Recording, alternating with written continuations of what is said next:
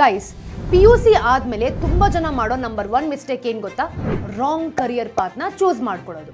ಅವ್ರಿಗೆ 24 ವರ್ಷ ಆದಮೇಲೆ ಅವರೇ ತೊಗೊಂಡಿರೋ ಡಿಸಿಷನ್ನ ರಿಗ್ರೆಟ್ ಮಾಡೋದು. Let's fix that right. Don't worry, ACCA ಮತ್ತೆ CMA USA ಇವತ್ತಿನ ವರ್ಲ್ಡ್ನಲ್ಲಿ ವೆಲ್ ಸ್ಟ್ರಕ್ಚರ್ಡ್ ಕರಿಯರ್ ಪಾತನ್ನ ನಿಮಗೆ ತೋರಿಸುತ್ತೆ. ACCA, CMA USA ಎರಡರ ಮಧ್ಯೆ ಕನ್ಫ್ಯೂಸ್ ಆಗಿದ್ದೀರಾ? Here is the breakdown.